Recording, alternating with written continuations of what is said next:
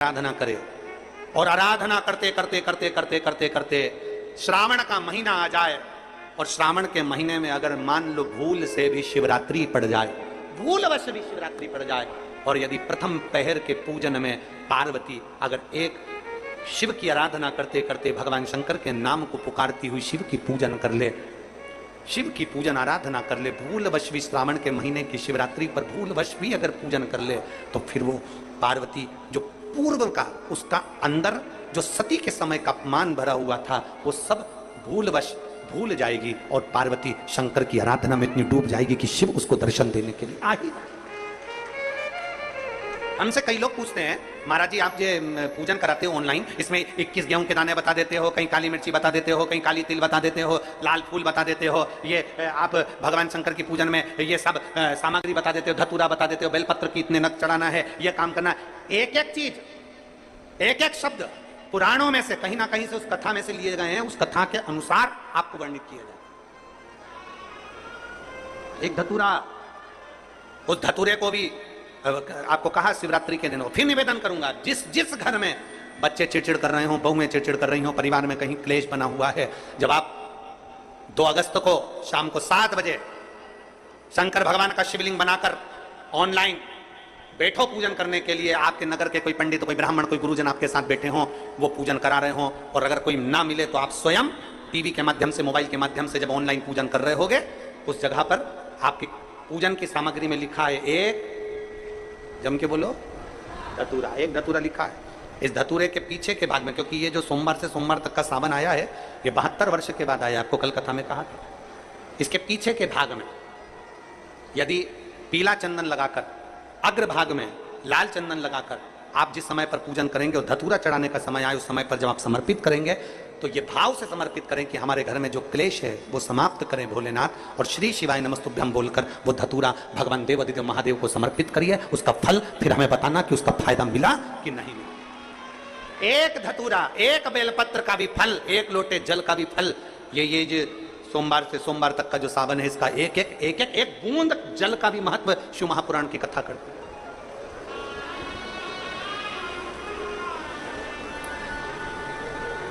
किसी ने कल के पत्र में था कि गुरुजी हम जो शिवलिंग बनाए घर में सब अलग अलग बनाए या एक बना ले, तुम्हारी जैसी मर्जी।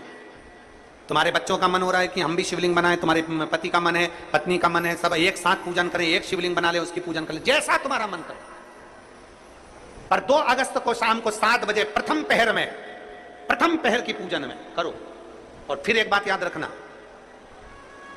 12 महीने अगर शिवलिंग बनाते हो, प्रदोष को शिवलिंग बनाते हो, सोमवार को शिवलिंग बनाते हो, बाकी के महीने में तुम शिवलिंग बनाते हो, तो उसको रात होने से पहले विसर्जन करना पड़ता है। अगर बाकी के समय शिवलिंग बनाते हो तो रात होने से पहले विसर्जन करना पड़ता है। पर जो शिवरात्रि है उसको क्या कहते हैं? शिवरात्रि। मतलब पूजन भी रात्रि को होना है, अनुष्ठान भी रात्रि को होना है, विसर्जन भी रात्रि को होना है, संपूर्ण। अगर 4 पहर की पूजन कर रहे हो तो 4 पहर का विसर्जन होता है। 4 पहर का पूजन होने के बाद फिर सुबह सुबह जब ब्रह्म मुहूर्त हो तब आप जाकर विसर्जन करो, वो शिवरात्रि। पर आप जब 1 पहर का पूजन कर रहे हो, मतलब शाम को 7 बजे पूजन कर रहे हो, तो शंकर जी का विसर्जन भी रात्रि को ही कर देना। शिवरात्रि है इसलिए। बाकी के समय पर अगर शिवलिंग बनाओगे तो रात होने के पहले विसर्जन करना पड़ता है। पर शिवरात्रि की पूजन कर रहे हो तो रात्रि को भी पूजन कर रात्रि को भी विसर्जन कर सकते हो। शिवरात्रि है इसलिए। अब विसर्जन करने कहां जाओगे? पानी गिर रहा है बहुत तेज, नदी नाले फूल हो रहे हैं, तालाब बावड़ी फूल हो रही है, कहीं नहीं जाना। अपने घर के बाहर एक बाल्टी में, एक तसले में पानी भर कर रखो और घर के बाहर शंकर भगवान को अपने सिर पर लेकर घर के बाहर निकलो, बड़े आनंद के साथ में, ढोल नगाड़े के साथ में, थाली बजाते हुए, घंटी बजाते हुए, हर हर महादेव बोलते हुए, बोल बम बोलते हुए शिव जी का विसर्जन। कहीं मत जाओ, घर के बाहर एक तसले में पानी भर लो, उसमें विसर्जन। जब वो पानी मिट्टी गल जाए तब किसी पेड़ में, किसी वृक्ष में उसको डाल दो। कहीं जाने की जरूरत नहीं। नदी नाले पानी के समय में फूल जाते हैं, बहुत पानी भरा रहता है, ध्यान रहे, पता नहीं मिट्टी चिकनी होती है, स्मरण। तो घर के बाहर, अपने घर के बाहर उसका विसर्जन। बहुत सारी दौलत नहीं है आपके पास में, इतना धन नहीं है आपके पास में, कोई वस्त्र, कोई आभूषण, कोई सामान नहीं दे सकते ना आप किसी को कुछ भी। शिव महापुराण की कथा कहती है कम से कम चेहरे की प्रसन्नता तो दीजिए, स्माइल तो दीजिए, थोड़ा सा मुस्कुराहट तो दीजिए। ये तो है ना अपने पास में, ये तो अपने पास है ना कि अपन मुस्कुराहट दे सकते हैं, अपन चेहरे की प्रसन्नता दे सकते हैं, अपन अपने चेहरे की स्माइल दे सकते हैं। हाँ, ये जरूर है कि बड़े बड़े जो ऑफिसर होते हैं, बड़े बड़े पद पर बैठने वाले होते हैं, वो इतना मुस्कुराते नहीं है। क्योंकि वो इसलिए नहीं मुस्कुराते क्योंकि अगर मुस्कुरा दिए तो फिर ये काम उनको करना पड़ेगा, इसलिए वो भले अपनी जगह पर सहज है।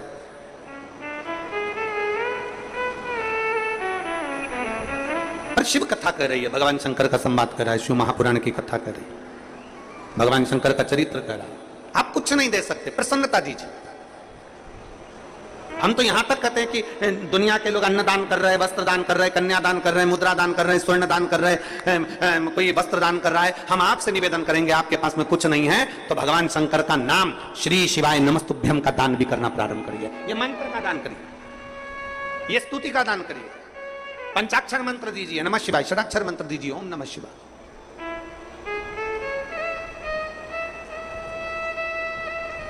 आप में से कितने लोग हैं जो भगवान शंकर के मंदिर में जब जल चढ़ाने जाते हैं तो श्री शिवाय नमस्तुभ्यम अच्छी जम के गूंजते हैं? कहते हो जम के? 4 लोगों तक तुम्हारी आवाज पहुंचे, शंकर को जल चढ़ाओ। और जल चढ़ाते चढ़ाते जिस मंदिर के प्रांगण में जितने बैठे हो, बाहर नंदी बैठा है, मां जगतजननी बैठी है, गणेश जी बैठे हैं, षडानंद कार्तिकेय बैठे हैं, और शास्त्र कहता है शंकर भगवान का जहां जल चढ़ता है उसके सामने से जो जल निकलता है उस स्थान पर 33 कोटि देवता बैठते हैं। हम एक अकेले शिव जी को नहीं बोलते, हम जितने देवता यहां पर विराजमान हैं जब हम जम के बोलते हैं श्री शिवाय नमस्तुभ्यम, उन सभी को नमन हो जाए, उन सभी को। कितनी भी बड़ी बीमारी हो, कितना बड़ा भी रोग है, कैंसर जैसी बीमारी से जूझ रहे हो, किडनी लीवर तक अगर खराब हो गया है तो शंकर का गुणगान करिए। 1 लोटा जल शिव जी पे चढ़ाकर उसका आचमन करना, एक पत्र है देखिए में आ जाते हैं। और शिवलिंग की आकृति में आने के बाद फिर हम भगवान शंकर का गुणगान करते हैं कि शिव इन सब का कल्याण करने वाले, ओ गढ़दानी तू सदा कृपा करने वाले, करुणा करने वाले, कृपा करना, करुणा करना। श्री शिवाय नमस्तु। आप भी जब प्रणाम करें, आप भी जब गुणगान करें, आप भी जब मंत्र जाप करें, दोनों हाथ भी जब प्रणाम करें, आप भी जब गुणगान करें, आप भी जब मंत्र जाप करें, दोनों हाथ जोड़कर शंकर के पास जाएं, दोनों हाथ उठाकर हर हर महादेव भगवान शिव की स्तुति करें, भगवान शंकर का स्मरण करें, दोनों हाथ। कितना सुंदर कहा है। कई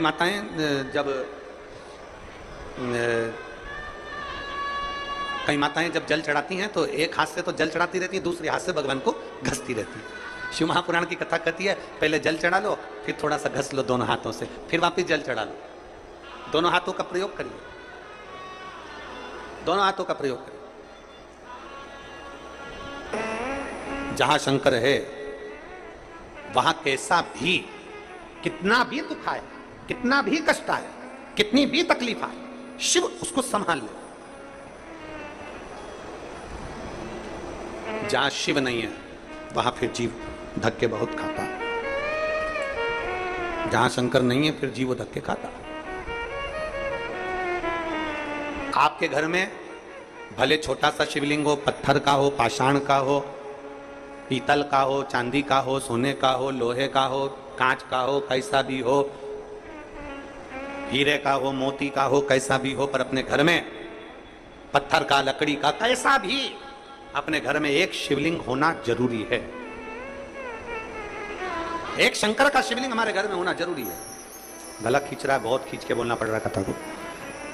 हमारे घर में शंकर का एक शिवलिंग होना जरूरी है, बहुत जरूरी। वो किसी का भी हो, भले वो कैसा भी हो, भले वो नर्मदा जी के कंकर का हो, सीहोर के कंकर का हो, चाहे कैसा भी कुबेरेश्वर बाबा के कंकर का हो, पर शिवलिंग शिवलिंग घर में हो। कभी यह मत सोचना कि आप बहुत छोटे हो, कभी यह मत सोचना कि आप बहुत गरीब हो, कभी यह मत सोचना कि आप कुछ नहीं कर सकते, कभी यह मत सोचना कि आप बहुत छोटे हो, मेरी कोई कीमत ही नहीं है। जिसकी कोई कीमत नहीं होती, अगर वो शंकर पर 1 लोटा जल चढ़ाने लगे तो वो भी कीमत वाला हो जाता है। बस इतना निवेदन जरूर है। भगवान ने शरीर पूरा दिया है, भगवान ने शरीर पूरा दिया है तो राम राम भी पूरी करा करो। शरीर पूरा दिया है तो भजन भी पूरा किया करो। शरीर पूरा दिया है तो भक्ति भी पूरी किया करो। आदि भक्ति हमारे सनातन धर्म की पहचान नहीं है।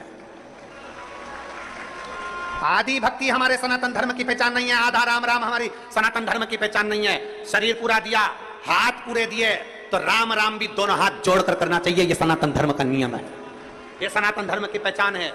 एक हाथ से राम राम करना, एक हाथ से राम बोलना, या एक हाथ का प्रयोग भगवान की भक्ति में करना श्रेष्ठता नहीं है। एक हाथ का प्रयोग दूसरे धर्म में होता है, एक हाथ का प्रयोग दूसरे धर्म में होता है।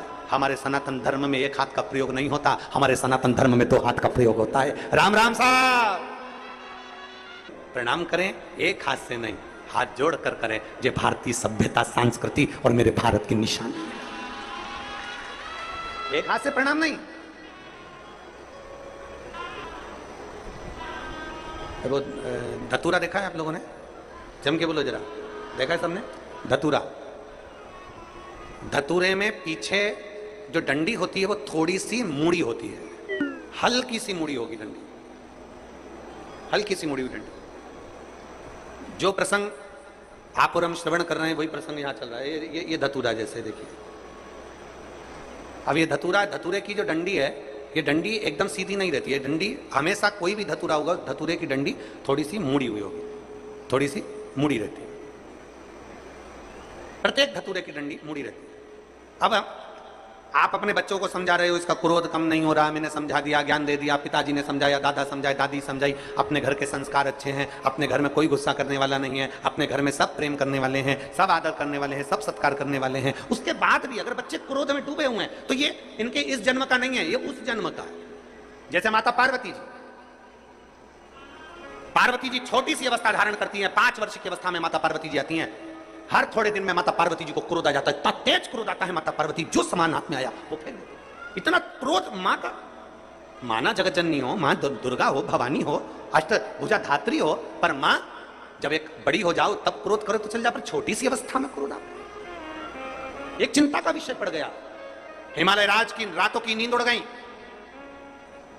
मां मेनावती की रातों की नींद उड़ गई। हमारी बेटी पार्वती को हुआ क्या है, थोड़े दिन अच्छी रहती है, 2-4 दिन अच्छी रहती है, 2-4 दिन में क्रोध कर जाती है, इतना क्रोध करती है कि वस्तु फेंक देती है।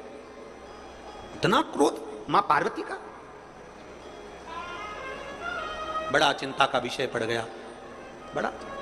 आज हिमालय राज का मन बड़ा दुखी था। हिमालय राज जी मन दुखी था तो हिमालय राज आज अपने नगर से बाहर निकल गए। बाहर निकले, थोड़ा सा मन को थोड़ा सा संभालने के लिए बाहर निकले, मन को संभाल। बड़े दुखी थे हिमालय राज, आज बड़े दुखी चल दिए, मन दुखी था। कई बार बच्चों का चिड़चिड़पन देखकर, कई बार बच्चों की हालत देखकर, बच्चों का क्रोध देखकर, माँ की तो आदत हो जाती है, माँ तो रोज घर में रहती है, 24 घंटे रहती है, तो माता को तो मालूम है कि बच्चे की स्थिति क्या है, बच्चा क्या कर रहा है, बच्चे की स्थिति क्या है, बच्चा क्यों चिड़चिड़ कर रहा है, माँ को मालूम है। पर पिता ऑफिस जाने वाला, पिता नौकरी करने वाला, पिता दुकान पर रहने वाला, संडे के दिन घर पर रहा, मंडे के दिन घर पर रहा, छुट्टी वाले दिन घर पर रहा, जिस दिन वो घर पर रहता है और बच्चों की ऐसी हालत देखता है, चिड़चिड़पन देखता है, गुस्सा देखता है, क्रोध देखता है, तो पिता को क्रोध आ जाता है। पिता का मन दुखता है, पिता का हृदय दुखता है, पिता का दिल रोता है कि मेरे घर में मेरी पत्नी अच्छी है, हमारे संस्कार अच्छे हैं, मेरे माता पिता अच्छे हैं, मेरे भाई बंधु अच्छे हैं, फिर ये बच्चों में ये गुण कहां से आ रहा है, स्कूल अच्छा है, टीचर अच्छे हैं, फिर बच्चों में ये चिड़चिड़पन कहां से आ रहा है, ये गुस्सा कहां से आ रहा है, ये कहां से आया। आज हिमालय राज के नैनों में जल भर गया। मेरी बेटी पार्वती, और मेरी बेटी पार्वती जी की ये दशा, मेरी बेटी पार्वती की ये दशा, नैनों में जल भर गया। हिमालय राज बाहर निकल गया, आज भवन से बाहर निकले हिमालय। बहुत बहुत साधु था। इस कथा को जनमानस तक इसका स्मरण जरूर होना चाहिए। हिमालय राज, सामने से तुमरुका जी आ रहे हैं, घोड़े का मुख लगाए, हाथ में वीणा रखी है, एक हाथ में करताल है।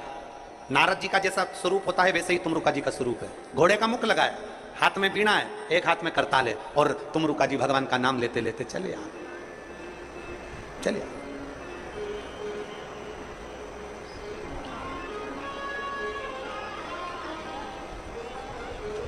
हिमालय राज ने जो तुमरुका जी को देखा, तुमरुका जी को देखते ही हिमालय राज ने तुरंत उसी समय, उसी पल, उसी घड़ी दुनिया के किसी व्यक्ति में ताकत नहीं है आपको झुका दे।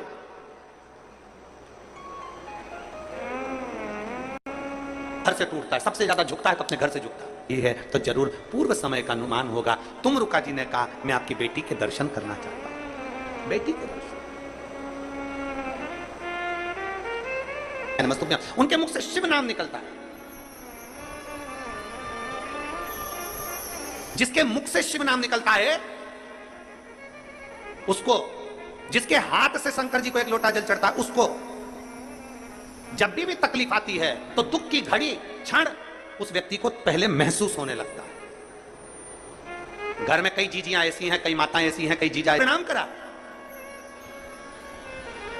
हिमालय राज ने पूछा तुम एक छोटी सी कन्या को प्रणाम कर रहे हो? तुमरुका जी कह रहे हैं ये छोटी सी कन्या नहीं, इस कन्या का जो पूर्व का जन्म है वो मां सती का है। अपने पिता की यज्ञ की अग्नि में कूद कर भस्म हो गई थी। ये वो सती मां है, ये वो सती मां है जो अपने पिता के यज्ञ अग्नि में कूद कर भस्म हो गई थी। दक्ष प्रजापति के यज्ञ में कूद कर भस्म हो गई थी। ये वो सती हैं। और आप कहते हो कि मेरी बेटी क्रोध करती है, चिड़चिड़ करती है।